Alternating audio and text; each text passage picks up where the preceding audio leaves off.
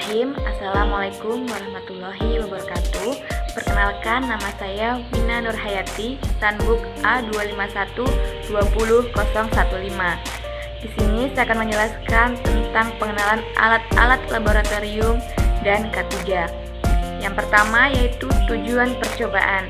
Adapun tujuan percobaan dari praktikum ini yaitu yang pertama, mengidentifikasi beberapa macam alat dan menggunakannya dengan benar. Yang kedua, menggunakan peralatan kesehatan dan keselamatan atau K3 di laboratorium.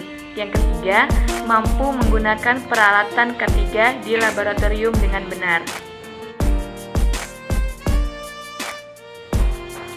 Yang pertama, tabung reaksi. Tabung reaksi digunakan sebagai tempat untuk mereaksikan bahan kimia dan untuk melakukan reaksi kimia dalam skala kecil. Yang kedua, Erlenmeyer. Erlenmeyer digunakan dalam proses titrasi untuk menampung larutan yang akan dititrasi dan menampung filtrat hasil penyaringan. Yang ketiga, gelas kimia.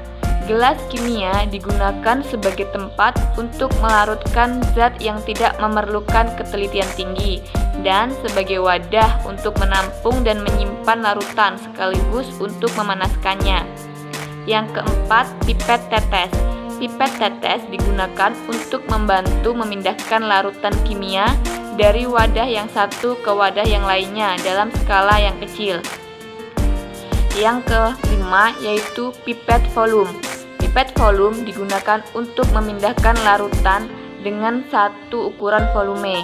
Yang keenam yaitu pipet ukur. Pipet ukur digunakan untuk memindahkan larutan kimia dengan berbagai ukuran volume. Yang ketujuh, labu ukur. Labu ukur digunakan untuk menyiapkan larutan dalam kimia analitik yang konsentrasi dan jumlahnya diketahui dengan pasti dengan keakuratan yang sangat tinggi. Yang kedelapan yaitu gelas ukur.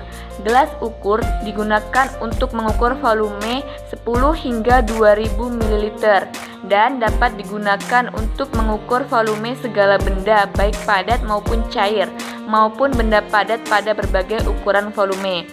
Yang kesembilan yaitu buret. Buret digunakan untuk mengukur volume larutan dengan presisi tinggi seperti titrasi dengan berbagai ukuran volume. Yang ke-10 yaitu desikator. Desikator digunakan untuk mendinginkan bahan atau wadah sebelum dilakukan penimbangan, serta untuk menyimpan bahan agar tetap dalam kondisi kering. Yang ke-11 yaitu botol pereaksi. Botol pereaksi digunakan untuk menyimpan larutan bahan kimia. Yang ke-12 yaitu termometer. Termometer digunakan untuk mengukur suhu suatu larutan kimia. Yang ke-13 yaitu cawan Petri. Cawan Petri digunakan untuk menimbang dan menyimpan bahan kimia. Yang ke-14 yaitu spatula. Spatula digunakan untuk mengambil bahan kimia dalam bentuk padatan. Yang ke-15 yaitu batang pengaduk. Batang pengaduk digunakan untuk mengaduk cairan dalam gelas kimia.